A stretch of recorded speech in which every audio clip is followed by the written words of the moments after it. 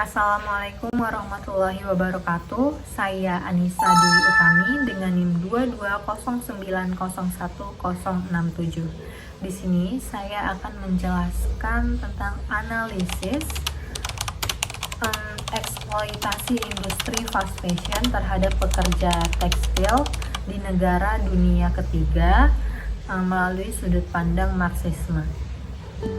Sebelumnya, fast fashion ini merupakan konsep yang diterapkan oleh retailer pakaian dengan arah tujuan strategi bisnis berdasarkan tren terbaru dan respon terbaik terhadap permintaan konsumen melalui harga. Jadi fast fashion ini merujuk pada produk pakaian yang dijual dengan harga terjangkau dan diproduksi secara massal. Sekilas, fast fashion ini terlihat seperti usaha untuk mendemokratisasi fashion agar semua kalangan dapat merasakan tren fashion terkini. Tapi ternyata ada dampak negatif yang dihasilkan dari adanya fast fashion itu. Banyaknya koleksi yang dikeluarkan tiap tahun menyebabkan masyarakat akan cenderung merasa ketinggalan zaman dan terdorong untuk terus membeli pakaian. Dalam setahun terdapat sekitar 80 miliar pakaian yang diproduksi, yang di dalamnya terdapat sekitar 52 koleksi yang dikeluarkan oleh perusahaan-perusahaan fast fashion. Namun karena tren terus berlanjut, ternyata pakaian yang dibeli tersebut hanya dipakai paling banyak 7 kali sebelum dibuang. Bahkan menurut Sustain Your Style tahun 2017, 20% sampai 30% pakaian fast fashion wanita yang benar-benar dipakai. Jadi kita beli itu hanya untuk mengikuti tren, tapi belum tentu kita belum tentu kita pakai.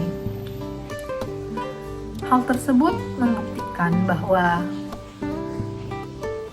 industri fast fashion ini merupakan alat atau hasil dari kapitalisme yang tujuan utamanya untuk mendapatkan keuntungan sebanyak-banyaknya dan tidak memperdulikan kelas bawah atau proletar.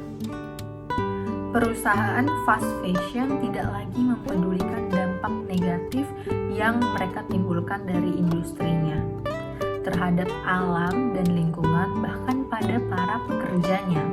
Salah satu contoh kasusnya ialah runtuhnya Rana Plaza pada tahun 2013 silam di Bangladesh. Peristiwa ini menewaskan hampir 1.134 nyawa pekerja. Keruntuhan ini disebabkan oleh kondisi tempat kerja pabrik yang kurang layak. Kasus lainnya datang dari Zhengcheng, Cina, di mana sungai tersebut memiliki warna yang tidak biasa, yaitu warna biru jeans. Hasilnya, 320 juta warga Cina kesulitan mengakses air bersih untuk kebutuhan sehari-harinya. Maka dari itu, dalam hal ini kita dapat melihat bahwa perusahaan fast fashion merupakan kaum borjuis, sedangkan para buruh pekerja adalah kaum proletar. Mengapa demikian? Karena perusahaan fast fashion sebagai kaum borjuis memiliki modal dan alat produksi yang dibutuhkan untuk proses produksi pakaian. Sedangkan para buruh pekerja sebagai kaum proletar hanya memiliki kemampuan kerja untuk ditawarkan ke kaum borjuis.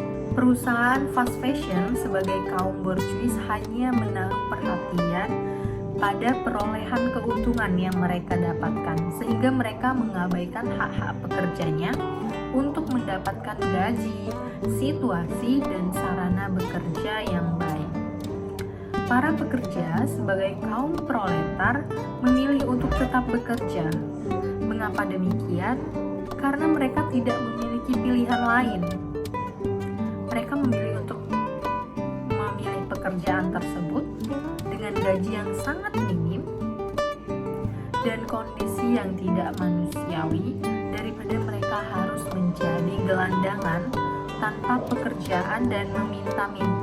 Perbedaan koneksi historis yang dimiliki oleh negara-negara dunia pertama dan ketiga menyebabkan perusahaan-perusahaan fast fashion memiliki sumber daya yang jauh lebih memadai dan kapitalisme membuat mereka lebih berfokus pada keuntungan. Tentu terdapat ketimpangan yang jelas dan ketimpangan ini lantas dimanfaatkan oleh perusahaan-perusahaan tersebut untuk mencari tenaga kerja termurah di negara-negara yang hampir atau bahkan tidak mengatur soal hak pekerja sama sekali agar mereka bisa